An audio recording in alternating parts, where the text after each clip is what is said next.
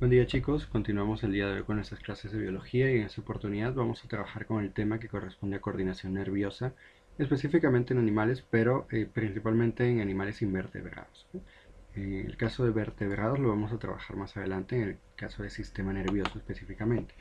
Y para comenzar, pues, ¿qué será la coordinación nerviosa? El texto es para que lo copien, todos los textos están para que los copien, ¿sí? La explicación se las doy yo.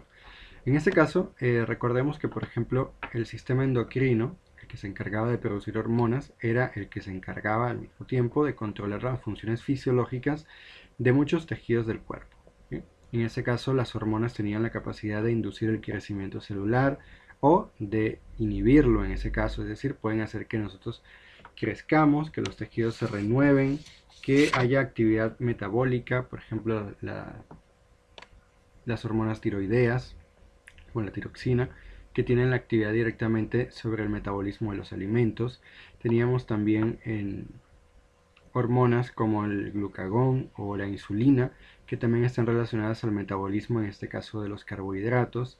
Hay otras hormonas como por ejemplo la leptina, que se encarga directamente de controlar cuánta hambre tenemos o si tenemos o no tenemos hambre en conjunción con un sistema neuronal que es, bueno, un sistema de receptores en todo el cuerpo que se llama sistema endocannabinoide.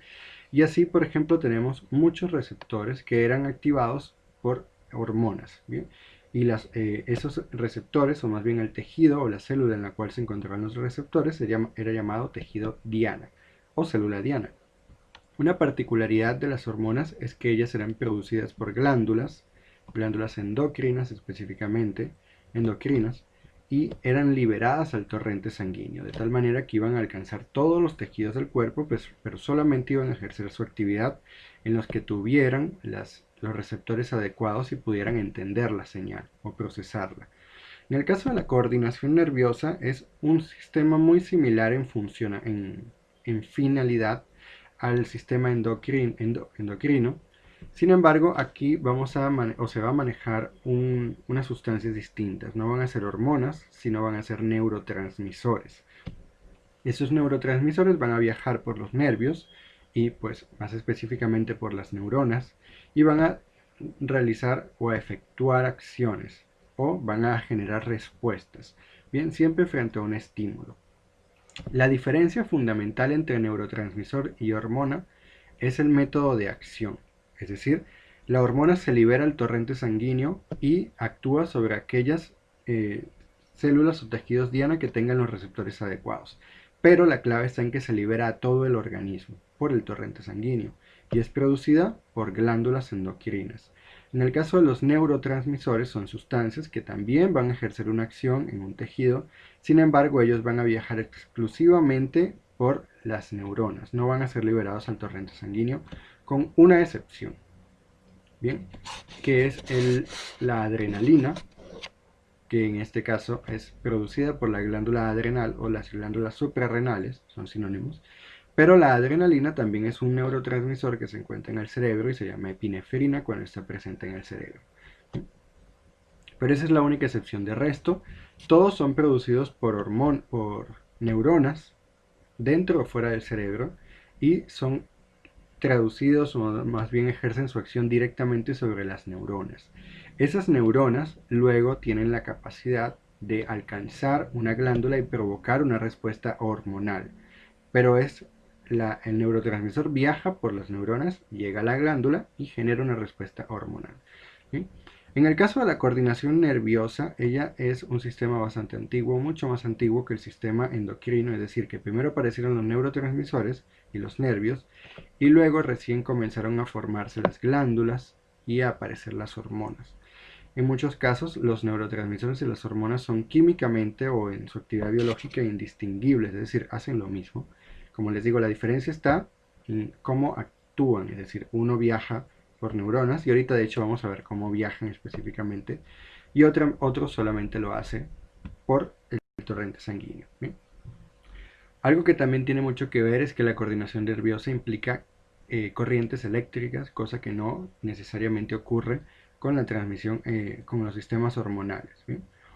Ahora, como tal, las neuronas van a ser simplemente unas células. Es un tipo de célula bastante especial, de hecho es la hasta donde tengo entendido, o hasta donde se sabe, el único tipo de célula que pierde la capacidad de dividirse una vez que madura. Muchas otras células pueden dividir, bueno, los glóbulos rojos tampoco se pueden dividir, pero ellos porque no tienen núcleo. Las neuronas sí tienen núcleo, pero ellos tampoco tienen la capacidad de dividirse, y de hecho es eh, la regeneración de neuronas, es decir, una vez que una neurona muere, nace una nueva, obviamente, es algo que de hecho no ocurre mucho, es decir, los tejidos nerviosos no tienen la capacidad de regenerarse de la misma forma que otros tejidos. Por ejemplo, si nos pican un pedazo de hígado, el hígado se va a regenerar. Si nos rompemos un músculo, el músculo se va a regenerar. Si nos cortamos, no que nos quitemos una mano, nos cortamos por un accidente con el cuchillo, la piel se va a regenerar. Y de hecho a cada segundo del día nuestras células van muriendo y detrás van naciendo nuevas células para reponerla. En el caso de las neuronas eso no ocurre. Sí existe una restitución de las neuronas, pero es un proceso lento y complejo, por lo tanto las enfermedades que dañan las neuronas tienden a ser incurables. Ahora, la célula neuronal, si se dan cuenta, tiene una morfología bastante particular, es decir, su forma es rara, por así decirlo. Vamos a contar con un soma, que es el cuerpo o soma. Tres partes principales: el soma, las dendritas y el axón. Pero esas partes obviamente tienen partes más pequeñas. Entonces, el soma es la parte de la neurona que contiene la mayoría del citoplasma y contiene al núcleo, ¿sí? Y contiene los organelos. Por ejemplo, las neuronas son ricas en vesículas, por lo tanto su aparato de Golgi es bastante grande. También producen muchas sustancias, neurotransmisores obviamente, por lo tanto su actividad biosintética es muy elevada y también tiene muchos ribosomas. Por otro lado van a tener dendritas. Las dendritas van a ser prolongaciones cortas, a menudo, no siempre son cortas, pero en la mayoría de los casos son cortas, que van a salir directamente del soma como ramas, ¿sí? Y ellas van a tener la capacidad de recibir impulsos nerviosos. Recibir. Por otro lado, el axón, que puede ser un axón como este que se divide en dos, o puede ser un axón que no se divide, o puede ser un axón que se divide en 20.000 pedazos, va a ser también una prolongación del soma, pero que va a tener la capacidad de enviar impulsos nerviosos. La dendrita recibe impulsos, el axón envía impulsos. Y el axón va a terminar en unos botones sinápticos, que son esas cositas redonditas que se ven en la punta, que en la siguiente diapositiva vamos a ver específicamente qué son. Y aquí lo pueden ver en una ampliación. En este punto es donde ocurre la transmisión del impulso nervioso, que es lo que vamos a ver en el siguiente paso. Muy importante es que yo les mencionaba que en la transmisión del impulso nervioso tenemos corrientes eléctricas, ¿sí? Y eso es un tema complicado que no les voy a explicar, pero sepan que tiene que ver con iones. Iones de sodio, de potasio y de calcio específicamente. Lo cierto es que la neurona va a producir una corriente eléctrica, ¿sí? Para transferir los neurotransmisores o para transferir su impulso nervioso. Y esa corriente eléctrica va a viajar por el axón. Ahora yo les pregunto o les hago la analogía: un cable de los que están en su casa, por ejemplo el cable con el que conectan la computadora a la pared, ¿sí? Para que reciba la electricidad. Ese cable está pelado, es decir, está el cobre y ya, o está cubierto por algo. Efectivamente está cubierto por plástico, por goma. Los cables se cubren o se recubren y envuelven para aislar la electricidad, para que la electricidad siga un solo camino en lugar de dispersarse en el aire, ¿sí? ¿Puede pasar eso? Sí, por ejemplo, las, las líneas eléctricas que están en los postes de luz, acá no pasa porque acá no llueve tanto, pero cuando hay una lluvia bastante torrencial, tal vez lo hayan visto en la selva, no sé, el movimiento del viento hace que se muevan las líneas eléctricas, y ese movimiento simplemente va a hacer que el aire que está pasando por allí roce mucho más rápido los cables, se ionice parcialmente, es decir, se cargue un poquito eléctricamente y se produzca una chispa, un arco eléctrico. Es decir, la electricidad va a viajar directamente por el aire. Y eso puede pasar en el aire. Imaginen ustedes si eso no va a pasar en una neurona que está inmersa en algo que tiene agua, porque la célula vive en un ambiente con agua, Todo nuestro cuerpo tiene agua. Entonces, la electricidad que pasa por acá, si esto no está aislado, la electricidad se va a perder. Y si se pierde, no hay impulso nervioso. Y si no hay impulso nervioso, lamentablemente no hay vida. ¿Sí? Entonces, la solución que tiene la célula neuronal, o que tuvo la evolución, es envolver el axón en una capa de grasa, de lípido. Y esa grasita la vamos a llamar vaina de mielina. La mielina es un lípido que simplemente envuelve a la neurona y evita que la electricidad se disperse. La mantiene en una sola línea, ¿eh? Como si fuese un cable. Exactamente esto se va a comportar como un cable. Y una vez que se comporte como un cable, pues va a transferir el impulso nervioso a los terminales axónicos o arborizaciones terminales, como le quieran llamar. ¿Sí? Estos huequitos que se llaman nodos de Rambier son unas cositas que tienen una importancia tremenda, pero eso es algo más complicado que no van a ver por ahora. Entonces, ¿qué son los botones sinápticos? Esto que tenemos acá arriba es este botón que tenemos acá, este que tenemos en azul. Y lo que tenemos abajo es una dendrita, o sea, una de estas. Cuando tenemos célula presináptica acá y célula postsináptica, la célula presináptica es la que envía el impulso y la célula postsináptica es la que recibe el impulso. Y ese impulso nervioso, o más bien la transmisión del impulso de una neurona a otra, se va a llamar sinapsis. ¿Bien? A ver si lo tengo escrito por acá. No lo tengo escrito, así que se lo van a tener que aprender. Se llama sinapsis, ¿sí? La transmisión del impulso nervioso entre células se llama sinapsis. Yo les decía que eso tenía que ver con neurotransmisores. Bueno, existen una enorme cantidad de neurotransmisores, los más comunes los podríamos enumerar como la serotonina, la norepinefrina, la dopamina, el GABA o ácido gamma-aminobutírico, N-dietilamina. Tenemos un montón, ¿sí? Hay una enorme cantidad de neurotransmisores y todos juegan papeles muy importantes. Lo cierto es que las neuronas producen esos neurotransmisores. Dentro, en el soma, ellas producen los neurotransmisores y los guardan en vesículas. Entonces, por ejemplo, si esto fuese dopamina, tenemos vesículas llenas de moléculas de dopamina, muchas vesículas llenas de moléculas de dopamina. ¿Qué tiene que ver la corriente con todo esto? Aquí, obviamente, sabemos que esto es parte de la célula, por lo tanto está sellado por la membrana lipídica y lo que está acá adentro no se va a salir. Quiere decir que los neurotransmisores no se van a salir de la célula por sí solos, por su propia cuenta. Vamos a tener en la punta unos canales, recordemos citología, unos canales simplemente son unos huecos por los que puede salir algo o entrar algo a la célula. ¿Bien? En este caso esos canales están siempre cerrados hasta que llega la corriente. ¿Bien? Cuando llega corriente eléctrica acá, la corriente va a viajar por todo eso. ¿Sí? Cuando viaja esa corriente y la corriente llega al botón sináptico, va a hacer que los canales se abran. Y una vez que se abren, el neurotransmisor puede salir y se va a vaciar en este espacio. Simplemente se va a liberar ahí. Ese espacio que se llama espacio sináptico, ¿bien? Esto es un espacio bastante corto, bastante pequeñito. Entonces los neurotransmisores que son vertidos o dejados libres aquí en el espacio sináptico van a eventualmente, no van a tardar nada en realidad, van a llegar a unos receptores en la célula postsináptica, de la misma forma que un receptor, en este caso para hormonas.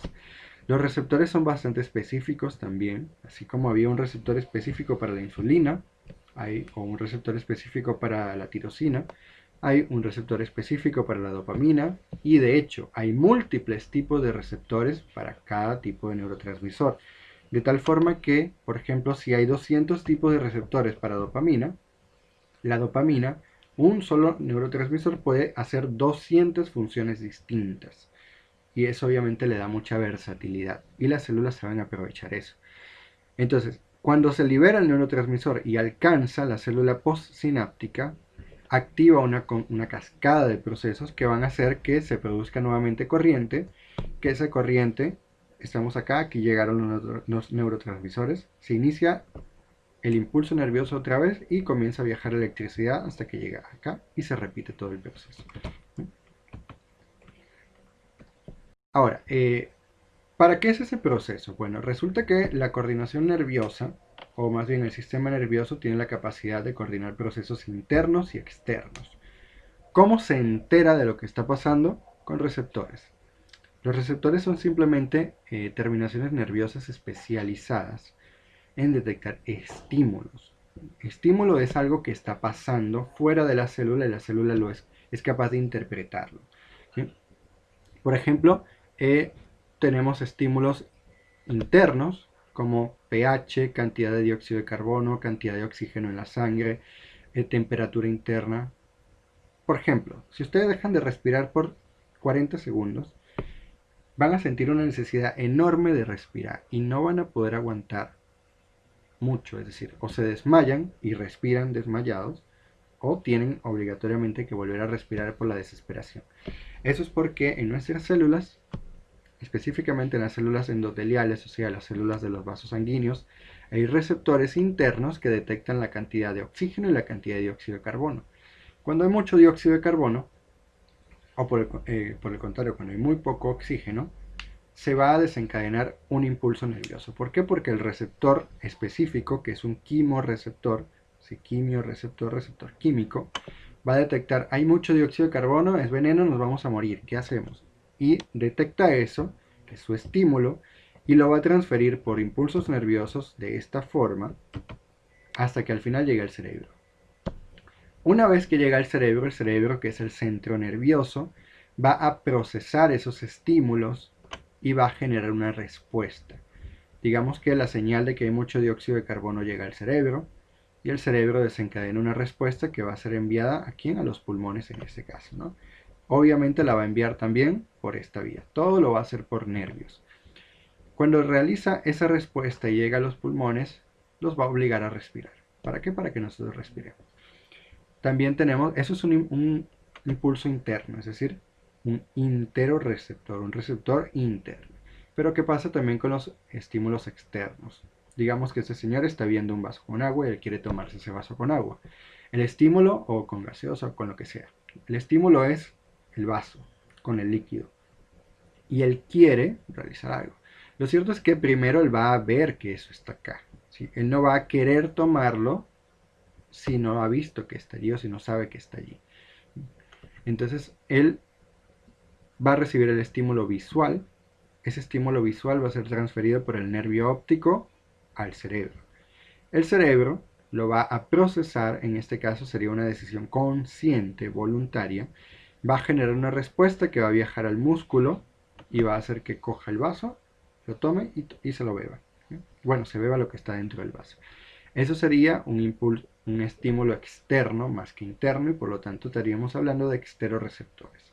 Receptores también pueden ser, por ejemplo, termorreceptores, como están anotados, receptores de temperatura interna y externa, receptores de dolor, los propios receptores, receptores mecánicos de tacto, de textura, como los mecanorreceptores, receptores de luz, los ojos, obviamente son los receptores de luz o fotorreceptores, y así hay una enorme cantidad de receptores. Básicamente para cualquier estímulo hay un receptor que le conviene. Los nervios son simplemente, verán, el nervio puede estar hecho por varias cosas. Hay nervios que están formados por una sola neurona que tiene un axón de varios metros, o hay nervios que están formados por miles de neuronas una detrás de otra. Depende del nervio, pero lo que podemos decir es que un nervio es simplemente una agrupación de neuronas que van a transferir impulsos nerviosos desde un receptor o desde un tejido hasta el cerebro o desde el cerebro hasta un tejido.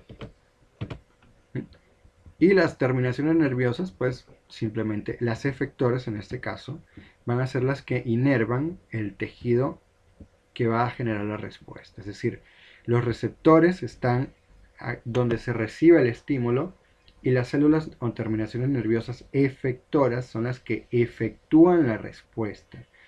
Es decir, la que hace que mi mano coja la tarjeta de la mesa, la que hace las terminaciones que hacen que mi boca se mueva y yo pueda hablar, por ejemplo, ¿no? Ahora hay varios tipos de sistema nervioso. El día de hoy vamos a ver los sistemas nerviosos de invertebrados y después vamos a ver los de vertebrados. Bueno, el de vertebrados, ¿no? En este caso vamos a ver tres tipos hoy. El más primitivo es el sistema nervioso reticular. En este caso no tenemos cerebro, no tenemos ganglios, no tenemos nada. El sistema nervioso reticular es simplemente una red, como lo pueden ver acá, de nervios que van a envolver el cuerpo entero de celenterios o nidarios, es decir, hidras, medusas, cubozoas, antozoas, es decir, anémonas, esas cositas, ¿sí? Solamente está presente en nidarios. Antes de los nidarios están los porífera, ellos no tienen sistema nervioso. Ese sistema nervioso que forma una red, y por eso se llama reticular alrededor del cuerpo, no va a tener centros nerviosos, ¿sí? Es decir, no hay una central de procesamiento de los estímulos. Todas las neuronas, ¿sí?, son capaces de recibir estímulos y procesar respuestas. Esto obviamente hace que sean respuestas muy primitivas. Por eso es que las medusas no nadan a voluntad, simplemente van flotando por allí con un movimiento ondulatorio más aleatorio que otra cosa. Sin embargo, sí van a tener unos receptores específicos en el borde de la campanula, en este caso de las medusas que tengan campana. Bien, esos receptores se llaman ropalios y van a ser un receptor de doble función. Van a tener la capacidad de detectar la luz para que la medusa pueda moverse más o menos hacia la luz, y van a tener la capacidad de detectar la orientación de la medusa en el agua. ¿Para qué? Para que no esté de cabeza, para que pueda ponerse eh, horizontalmente, ¿no? Van a ser de estabilización, se llaman estatolitos, y básicamente es una célula con una piedrita dentro. Si la piedrita se mueve, le dice al animal, a la medusa, en qué sentido está.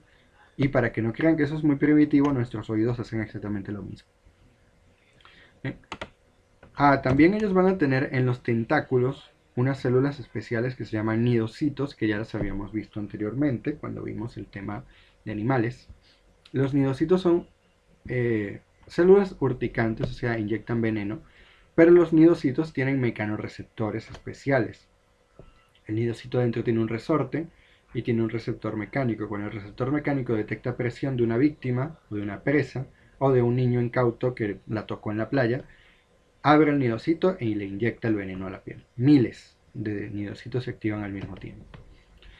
Ahora, ese es el sistema nervioso más primitivo que existe, o que se ha descubierto. Existe luego el sistema nervioso bilateral, que está presente desde platelmintos hasta cordados, humanos incluidos. Básicamente lo vamos a llamar bilateral porque está presente en animales bilaterales, o sea que su cuerpo puede ser partido a la mitad en dos partes iguales. Y van a tener un sistema nervioso doble, o más bien, que va a tener un tronco central que forma nervios laterales, o nervios laterales que se unen en nervios transversales centrales. El segundo caso lo tenemos acá. Tenemos nervios laterales que se unen de forma transversal, y en el resto tenemos nervios centrales que proyectan nervios laterales, como la columna vertebral con la médula espinal que saca los nervios a los lados.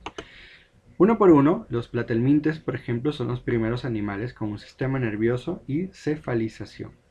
Cefalización, que yo recuerdo bien que se los mencioné en la clase de anatomía comparada, la primera clase que tuvimos, es el hecho de que un animal tenga un lado de adelante y un lado de detrás. O sea, un lado que sea una cabeza y un lado que sea lo demás del cuerpo. ¿Bien? Los platelmintes van a tener en la cabeza, o en el lado anterior, que es el nombre correcto, en el lado anterior van a tener un par de ganglios. ¿Qué es un ganglio? Un ganglio son muchas neuronas que se fusionan formando un centro de procesamiento. Y eso va a ser tan primitivo como estos o tan avanzado como nuestro cerebro. ¿Bien? Luego de esos dos ganglios, si se dan cuenta son dos ganglios, o sea un par de cada ganglio, va a salir un nervio grueso y principal que va a recorrer todo el cuerpo. O sea, vamos a tener dos nervios principales. Y esos nervios principales van a unirse de forma transversal por nervios transversales. ¿Sí? Como esto forma una escalerita, o parece una escalerita, lo vamos a llamar sistema nervioso escaleriforme. La cefalización le permite al animal que poder detectar presas o depredadores. Le permite huir. Si se dan cuenta, la medusa no tiene la capacidad de hacer nada de eso, entonces es víctima muy fácil de cualquier cosa. Pero si tenemos ojos en una zona de nuestro cuerpo, o si tenemos la boca en una zona de nuestro cuerpo, eso nos da una ventaja si somos depredadores de cazar, y nos da una ventaja de poder detectar a un depredador si somos presas. Ahora ellos no tienen ojos, pero van a tener unas células fotorreceptoras que se llaman ocelos. ¿Qué puede detectar el ocelo? Simplemente luz. No puede detectar imágenes, solamente detecta luz, ¿bien? De forma muy básica. Pero le permite al platelminte orientarse a la fuente de esa luz.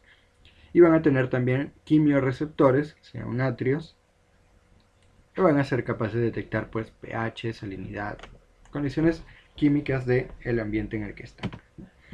Por otro lado, los nematodos van a tener también cefalización, pero ellos no van a tener un o dos ganglios, sino que van a tener un anillo completo que se llama anillo circunfaringeo. Es un anillo que estaría ubicado alrededor de la faringe. Y este anillo se va a comportar como un ganglio, es decir, como un centro de procesamiento. De ese ganglio o de ese anillo nervioso circunfaringeo van a salir nervios hacia adelante y nervios hacia atrás. Los nervios que salen hacia adelante van a inervar. Inervar quiere decir que llegan al tejido. Por ejemplo, el nervio llega y se ramifica y se mete dentro de todas las células, ¿bien? Para detectar las cosas. Eso es inervar. ¿Bien? Va a inervar las papilas labiales, las setas cefálicas y los anfibios. ¿Qué son todas estas cosas? Papilas labiales y setas cefálicas. Las papilas labiales son como las papilas gustativas de la lengua, solo que ellas no van a detectar sabor, van a detectar otras cosas. Son quimiorreceptores. Las setas cefálicas son pelitos, no son pelos como los nuestros, son más bien, parecen pelitos formados con otra cosa, pero también tienen una capacidad de sensorial, son receptores también, mecánicos en muchos casos. Y los anfibios van a ser invaginaciones, o sea, van a ser como huecos en la cutícula del nematodo que le van a permitir captar estímulos químicos. ¿Bien? Ahora, hacia el otro lado van a salir los nervios laterales, los dorsales y los ventrales, es decir, nervios que van a inervar el cuerpo entero, desde la faringe hacia atrás, obviamente, y van a permitir pues que el control nervioso se extienda al resto de los músculos del animal. Recuerden que los nemátodos ya tienen músculos, o más bien células musculares. ¿Bien? Algunos nemátodos, principalmente los parásitos, tienen en su parte posterior, acá, en la parte final de su cuerpo, no en el ano, sino en la parte posterior de su cuerpo, unas receptores especiales que se llaman fasmidios, que también son quimiorreceptores. Por otro lado, los anélidos incluye las lombrices, los hirudinios, es decir, nunca me acuerdo de quiénes son esos, las sanguijuelas. Ellos van a tener ganglios también, van a tener una cabeza, obviamente cefalización, van a tener ganglios y van a tener un par de cordones nerviosos, pero van a ser un par de cordones nerviosos como estos, pero no van a ser a cada lado, sino que van a ser ventrales, es decir, van a ir por la parte de abajo de su vientre, ¿bien? De todo el animal. Además, ellos van a tener ganglios que se van a repetir en cada segmento del cuerpo. Recuerden que los anélidos tienen su cuerpo segmentado y por cada segmento van a tener dos ganglios y dos quetas. ¿Qué es una queta? Ya les había explicado, una queta es un pelito sensorial. Es un receptor, en muchos casos mecánico, a veces también es químico. Entonces, la característica particular del sistema nervioso de los anélidos son dos cordones nerviosos y van a tener ganglios, dos ganglios por cada segmento y dos quetas, perdón, por cada segmento. Es decir, en cada segmento un par de ganglios y un par de quetas. ¿Sí? En el caso de los moluscos, ya sí vamos a tener un sistema nervioso mucho más desarrollado, especialmente porque los moluscos son en muchos casos cazadores muy hábiles, entonces necesitan un verdadero centro nervioso de control.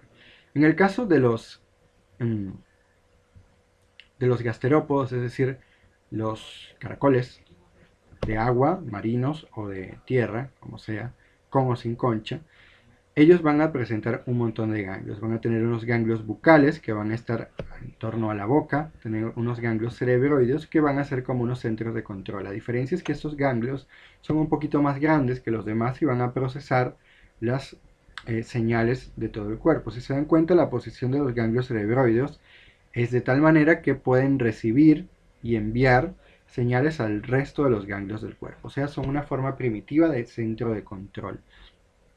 Van a tener unos ganglios pleurales que van a estar ubicados en la parte inferior del cuerpo, en la parte ventral. Van a tener También ganglios viscerales, ganglios parietales, es decir, todo su cuerpo va a tener ganglios en ciertas zonas específicas que le van a brindar ¿qué? La capacidad de percibir señales químicas, de amenazas, de características del suelo, del agua en la que se encuentren, quimiorreceptores, y van a tener la capacidad también de efectuar, en este caso, respuestas cuando sean depredadores o cazadores. ¿Bien?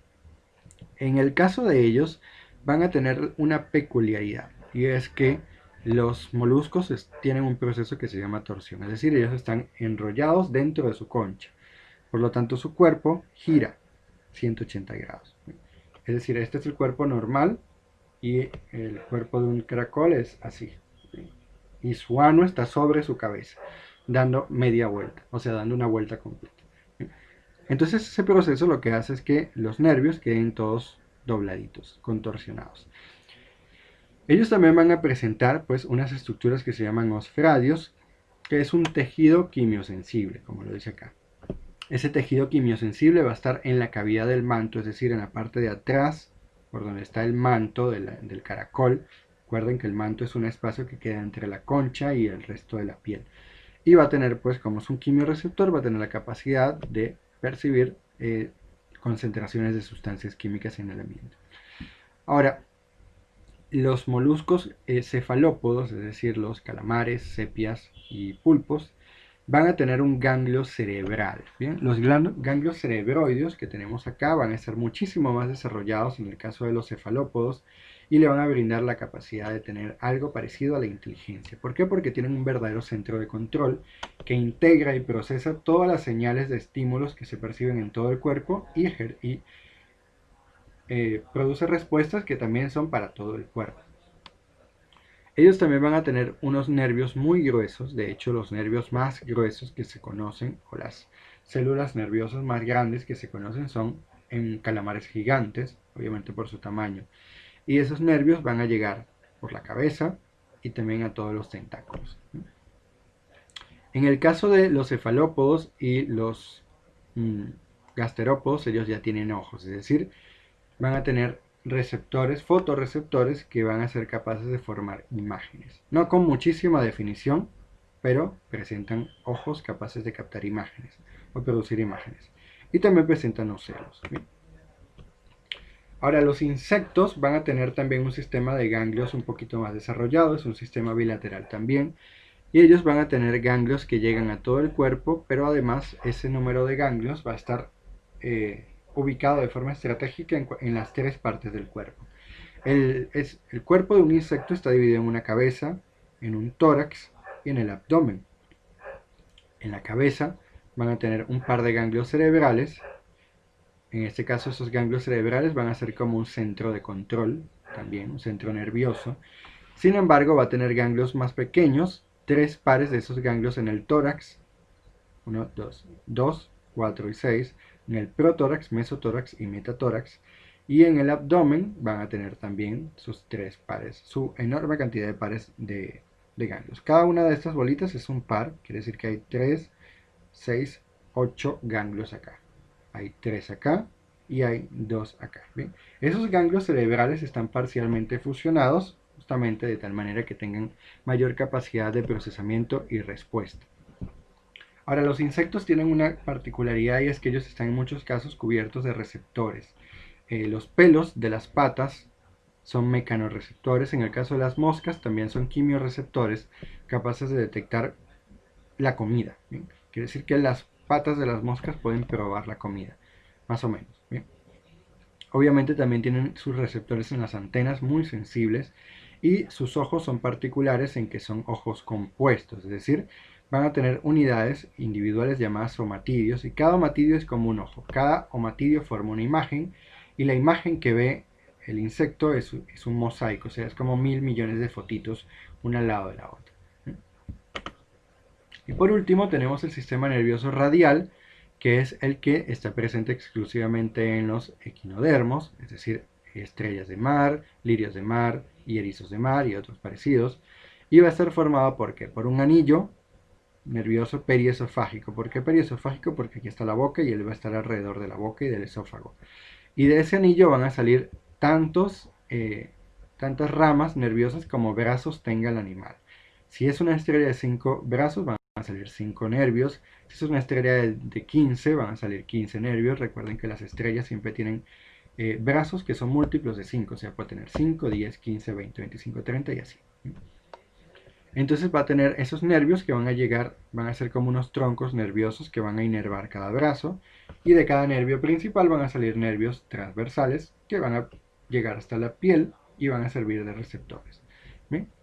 La mayoría de los receptores de las estrellas de mar, por ejemplo, están en la parte ventral, en las pápulas dermales, o sea, las papilas o pápulas, que son estas cositas que se ven acá, si se logran ver. Son como unos botoncitos, son botoncitos sensoriales. Hay más o menos quimioreceptores y mecanoreceptores, o sea, de presión o de tacto y receptores químicos. En el caso de los erizos de mar van a tener un nombre particular, se llaman esferídeos. ¿Bien? Y ya con esto, chicos, terminamos la clase de sistema nervioso parte 1. Parte 1. Luego viene la parte del sistema nervioso humano y vertebrado en general. Cualquier duda que tengan, no duden en preguntar, ¿sí? Hasta luego. La actividad va a ser publicada en la plataforma como siempre.